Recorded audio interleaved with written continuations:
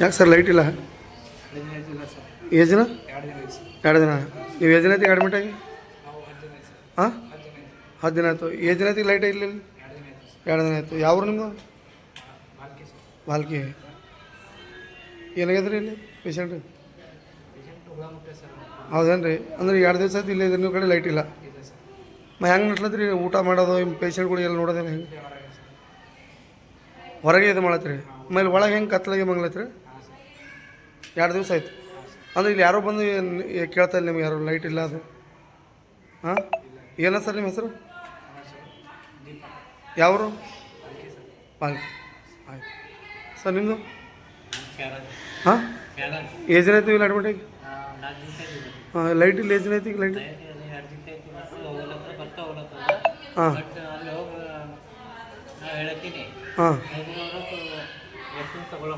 ಹಾಂ ಹಾಂ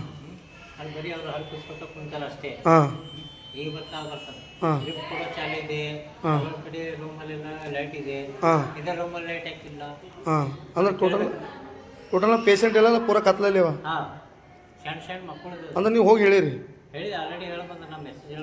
ಹಾಂ ಏನಂತಾರೆ ಹೇಳಿದ್ರು?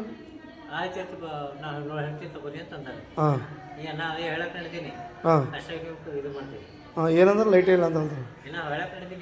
ಹಾಂ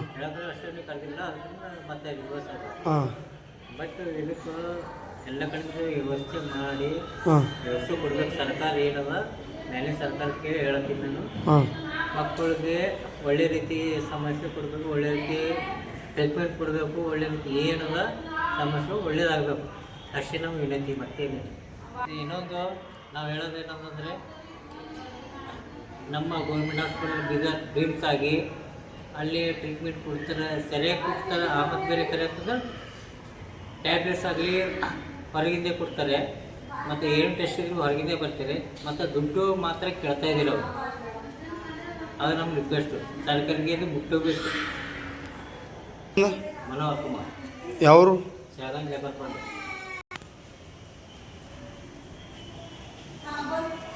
ಸರ್ ನಿಮ್ಮೂರು? ತೇಗಂಪುರ. ಏನಾಗ್ಯದ ಸರ್? ಹುಳ ಮುಟ್ಟಿದ ಸರ್? ಎಷ್ಟು ದಿವಸ ಆಯಿತು? ಎಷ್ಟು ದಿವಸ ಆಯ್ತು ನೀವು ಇಲ್ಲಿ ಬಂದೀಗ? ಹಾಂ 10 ದಿವಸ ಆಯಿತು. ಹಾಂ ಮತ್ತೇನು ಲೈಟ್ ಅದು ಅದನ ಇಲ್ಲಿಲ್ಲ ರೂಮಲ್ಲಿ? ಹಾಂ ಹಾಂ ಹೇಳಿರಿ ಮತ್ತಲ್ಲಿ ಹೋಗಿ. ಹಾಂ ಹಾಂ 10 ದಿವಸ ಆಯ್ತು ನೀವು ಬಂದು 2 ದಿವಸ ಲೈಟ್ ಇಲ್ಲ. ಊಟ ಅದು ಹೆಂಗೆ ಮಾಡತ್ತೀರಿ? ಹಾಂ ಕತ್ಲಾಗೆ ಇದು ಮಾಡತ್ತೀರಿ? ಹೌದೇನು ಸರ್? ಹೆಂಗೆ ಮತ್ತು ಕುಳ್ಳಿಗೆ ನೀರು ಅದೆಲ್ಲ ಫಿಲ್ಟರ್ ಅದೆಲ್ಲ ತಂದ್ಕೊಳ್ಳತ್ತೀರಿ? ಎಲ್ಲ ಖರೀದಿನಿ ಆಯ್ತು. ಹಾಂ ಹೌದೇನು ರೀ?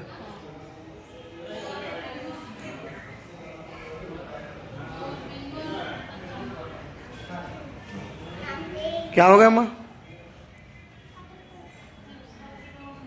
क्या हो गया जी? हाँ हाँ कितने दिन से नहीं है? आप सुबह आए क्या? 4 दिन हो गए. कितने दिन से नहीं है? 12 तारीख को. हाँ करंट नहीं है टोटल में. और फिर खाने को कैसा कर रहे हैं? ऐसा अंधेरे में से बैठ कर खा रहे हैं? हाँ क्या क्या हो गए?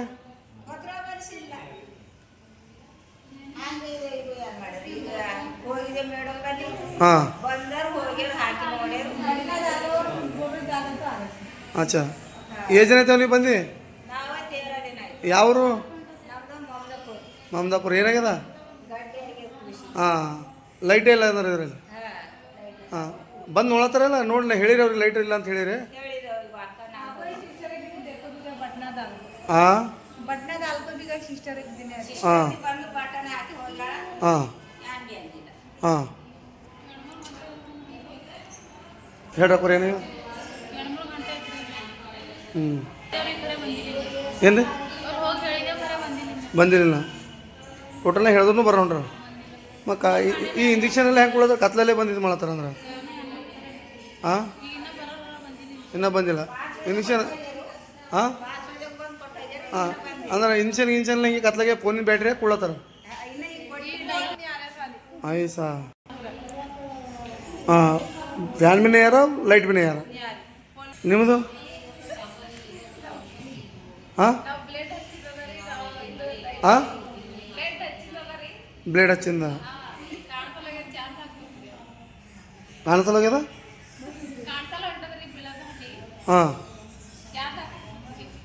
ಅಚ್ಚಾ ಲೈಟ್ ಚಾರ್ಜ್ ಹಾಕೊಂಡ್ರಿ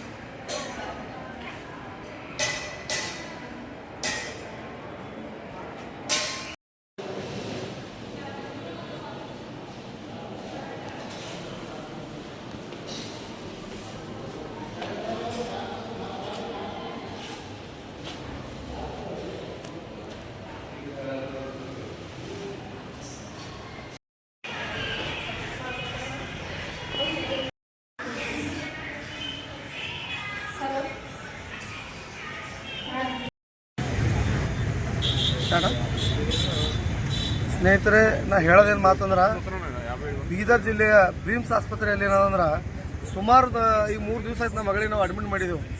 ತಲೆಸೀಮೆ ಪೇಷಂಟ್ ಇದ್ದಾರೆ.